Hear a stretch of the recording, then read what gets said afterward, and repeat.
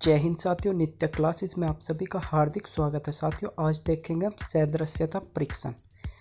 तो साथियों सदृश्यता परीक्षण का अर्थ जो है अनुरूपता या समानता है, यानी दो संख्याओं के बीच एक विशिष्ट संबंध हम देखेंगे। साथियों इस चैप्टर में बहुत ही अच्छा चैप्टर है साथियों, इनमें हमें प्राथमिकता देनी होती है। साथियों हम सबसे पहले अभाज्य संख्या को देंगे, फिर वर्ग को देंगे, फिर साथियों गुणा या भाग को देंगे और चौथे नंबर पे जोड़ या घटा को प्राथमिकता देंगे साथियों, क्योंकि इनका कोई निश्चित आंसर नहीं होता। साथियों एक एक क्वेश्चन में दो भी आंसर हो सकते हैं या चारों भी आंसर हो सकते हैं, तो इसमें प्राथमिकता देनी होती है साथियों।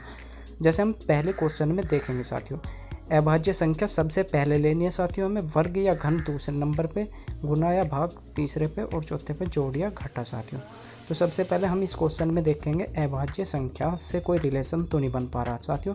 अभाज्य संख्या कौन सी होती है? 2, 3, 5, ठीक है। इस तरह की हमारी ये अभाज्य संख्या होती है जो 2 से पूर्णतः विभाजित ना हो साथियों। 1, 2 हमारी सबसे छोटी अभाज्य संख्या साथियों, ठीक है। इन क्वेश्चन में जो हम दो संख्याओं के बीच रिलेशन देखेंगे, उसी तरीके से साथियों दूसरे चरण में भी हम उनका ऐसा ही रिलेशन बनाएंगे साथियों। जैसे 2 का रिलेशन देखेंगे, 7 से कोई अभाज्य संख्या तो नहीं है, तो साथियों है, लेकिन 6 हमारी अभाज्य संख्या नहीं है साथियों।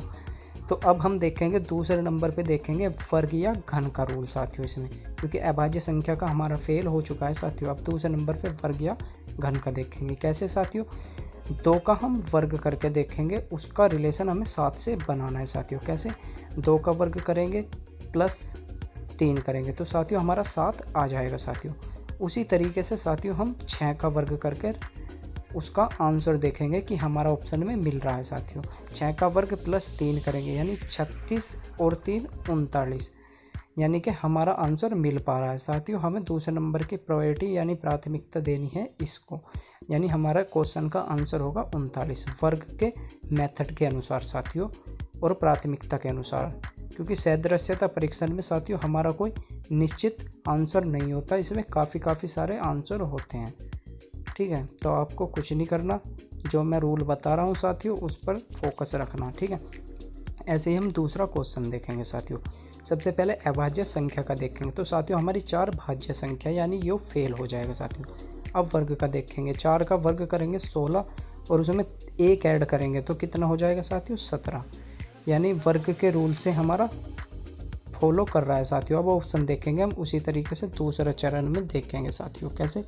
7 का वर्ग 49 प्लस 1 यानी 50 हमारा ऑप्शन में मिल पा रहा है साथियों, ठीक है। तो 50 हमारा आंसर हो जाएगा। अब देखेंगे हम तीसरा क्वेश्चन साथियों। तो साथियों अब देखेंगे हम तीसरा क्वेश्चन साथियों। इसमें अभाज्य संख्या का रूल फॉलो नहीं हो रहा है, क्योंकि हम 6 से 2 की तरफ जा रहे हैं। 6 हमारी भाज्य संख्या साथियों। तो अब देखेंगे हम इसमें वर्ग का भी फेल है, क्योंकि हम छोटे की तरफ जा रहे हैं साथियों। वर्ग होता तो साथियों बड़े की तरफ आ जाते साथियों, लेकिन अब देखेंगे हम घन का भी फेल है।